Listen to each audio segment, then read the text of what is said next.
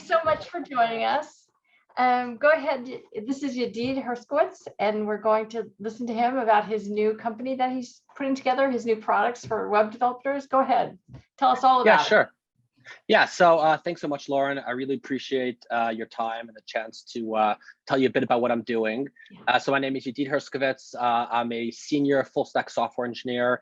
I've worked in places as varied as startups that got exited, such as Teltech, where I was responsible for some of the largest apps in the business app store, and all the way to Avaya, which acquired a startup called Zang, where I wrote the core accounting system, which they still use. I just wish I'd given myself a small cut, because there's a lot of money running through that thing now. So then I left there to work as a CTO at a mid-sized dev shop. We built a bunch of fairly large-sized projects for customers, as well as building out some of our own products internally. And so at that point in time, I had been doing this for a while, and I saw that when it comes to really any kind of industry that builds things, software development is almost unique in how poor the process is, how poor it is, how it's constantly over time, it's always over budget. There's a lot of, there's a huge amount of uncertainty. Even speaking as a developer myself, it's very hard to be able to say, it's gonna take us 8 months, it's gonna cost $100,000 and be done with it, right? It never happens. So as I went through this process over the years of building out software applications end to end, what I saw, yeah, no problem. No, keep going. I was just turning the volume up. Yeah, so what I saw was that when it came to building out new software applications, I asked myself, what was taking up the majority of time, right? And this was, from my own experience, what I knew it was, is that when the designs and the mock-ups the designers put together, when they hand those off to the developer, which is colloquially known as a designer-developer handoff, it's this process, the front end, the building out of the front end, right? The visual stuff you see on the screen, which takes the majority of time. And specifically, when I asked developers, dev shop owners, and based on my own experience, well, what is it about these designs on the screen that's taking up so much time, the front end? It's not these really clever logic. It's not, really hard, mathematics or analytics or algorithms. It's simply taking the design and making it look pixel perfect on the screen via writing code. So design tools are really good at letting designers very rapidly, mock up a design. We'll draw a box here, we'll draw a box there. It looks perfect, right? Development is not at all like that. For everything that takes a designer a second or two could take a developer easily weeks, months. Wow. Yeah, it's very time consuming. So there's a couple of things. One is that it's death by 100,000 cuts, or 1 million cuts, if you will, because every little detail, which is so trivial to do in a design tool, when it's being done manually in code, all of these details add up. There's so many small ones, and critically, they're all interdependent. So if you imagine a design tool for a second, if you change a box over here, it doesn't affect the rest of your design. Right? It's not how design tools are built. No one would build a design tool like that. It would be a terrible experience. Right. But when you build out a design for a code, when you're running a program to try to show something on a screen, you have to make it what's called responsive, so that when it's a big screen, it looks good. When it's a smaller screen, it looks good. And that responsiveness, the way that the computer program works, each little piece is dependent on many, many other pieces.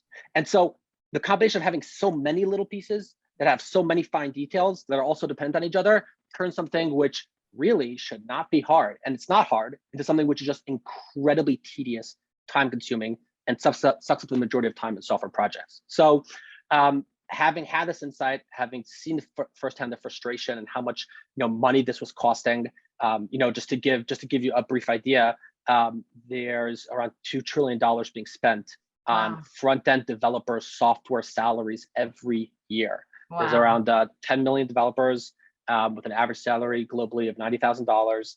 So that means that there are companies that are paying $2 trillion in front-end developer salaries every single year. And developers are really manual laborers, right? We're doing manual effort. It's really that $2 trillion directly correlates to how much time it's taking us to build stuff out. Right. And so much of that time is being wasted and inefficient, So I was like, I know I can do better than that. So Cool. the idea of so what we built out, I went out, I brought a bunch of people to the company. I am the founder, the 6 of us now all together, plus additional contractors. So I struck out, I raised the family and friends, I raised a seed round, and we built out over the period of the last 10 months, a design to code tool for developers. And that last word is really what is critical and what differentiates Rapidream from really a long and sordid, if you will, history of these kinds of tools. Because this is a very old problem. The first time a designer ever created design in a computer program and a developer had to replicate all that effort by hand, that developer said, why am I redoing all of this work? Why can't I just take the design and make it be my code, right? Why do I have to redo it all manually, very tediously? So this is almost as old as computing is. That is how long this attempt to solve this problem has been. So what's different about Rapidream? Well, what's different about it starts off from the fact that the developer installs Rapidream into their project. So in the developer's code base, we are directly integrated into that code base. Now, why is that important?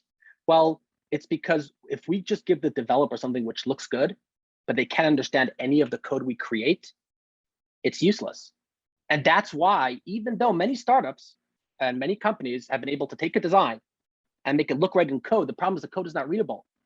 The code is not something a developer can use. And you're dealing with web applications. When you're dealing with native applications, the developer has to control everything, the button, the colors. You can't just have code which you're black box from and you can't understand. So this tooling has always suffered that the developer, great, it looks good, but I don't understand how you're doing it. This is not the way I would do it. There's infinite number of permutations on how it can be done. And so what we do differently is that not only with a single click of a button does the developer get a pixel perfect modern React code base, which perfectly renders out the web application or native application to the browser or the phone. But additionally, the developer within context of Rapidream itself is able to heavily customize our code. And they do it by being able to edit the styles freely. They do by being able to add styles. They do by being able to break down the components. Magically, they can also do it by means of actually using component libraries that they've installed into their project. So developers nowadays, they very heavily use third-party libraries. They use, if you want to build a calendar in your application, you're not going to write it out by hand. You're going to install an open source library, which already builds it out for you, right? So with Rapidream, what we do is that we automatically, with no effort on the developer, we figure out what are all the React libraries you've installed. What are all the different available components, right? The different pre-built pieces that you can use inside of your application. And they just click on parts of the design and say, this is going to be React calendar, and it's a React calendar instantaneously on the screen. So you came up with this idea just from working? Yeah, from my own experience and from also being on the business end of stuff. Really, when I went to become CTO and I had a deal, if I'm a developer, I have the luxury of nobody really knows what's going on anyways. And so as long as they get it shipped, right, I'm happy, management is happy, or I thought they were happy. But then when I had to switch to the other side and I was CTO and we had to ship stuff and it had to be done on time. And even as a senior developer, I still had a very difficult time understanding why is it taking so long? Why is this such a problem? And that's really how I came into seeing this pain point. And then you got people excited about it through your friends and family and seed. And now you want to go to bigger investors. Yes, correct. So we're looking now for a larger seed round. We have already finished the product, and actually, if you have a couple of minutes, I can show you a very quick demo of it working. Because this is really something which anyone can talk the talk, but it's the question is, have we executed? And we have, which I can show you very briefly the highlights of it. But we have the product done. We're bringing it out to market as we speak.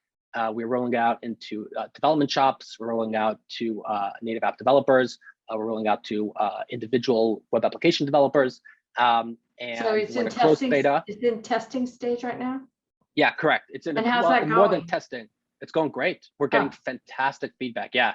Are they finding problems that you're able to correct, or have you had any hurdles yet?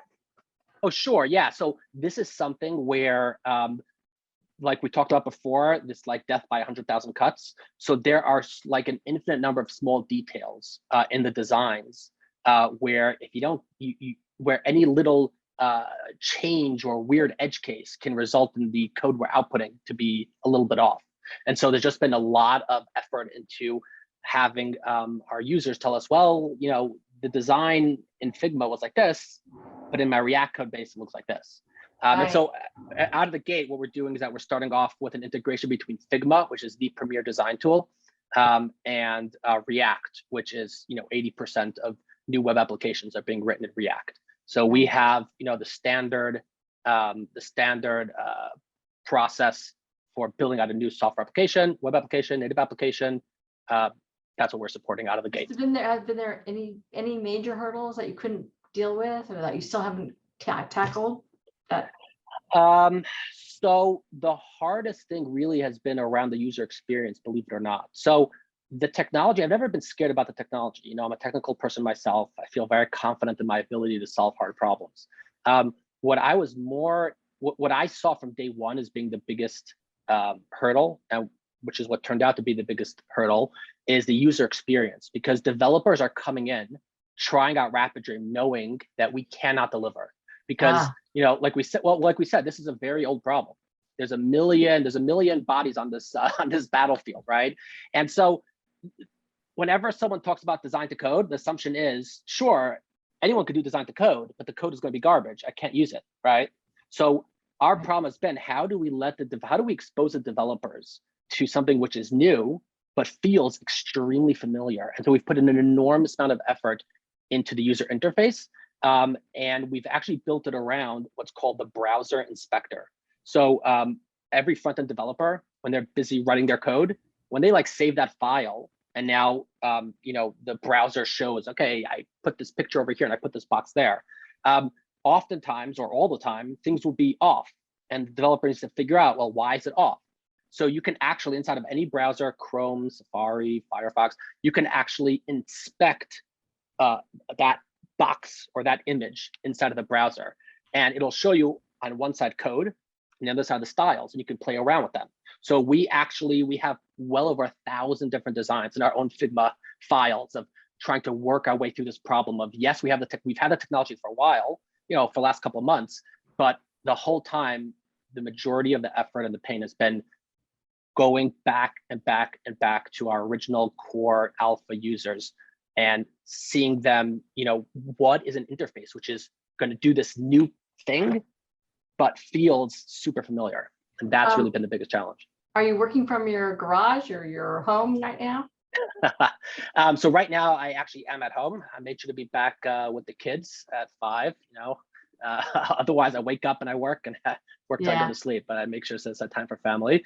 But yeah, I do have an office. We have an office out in Princeton. You have an office? Yeah, sure. Yeah.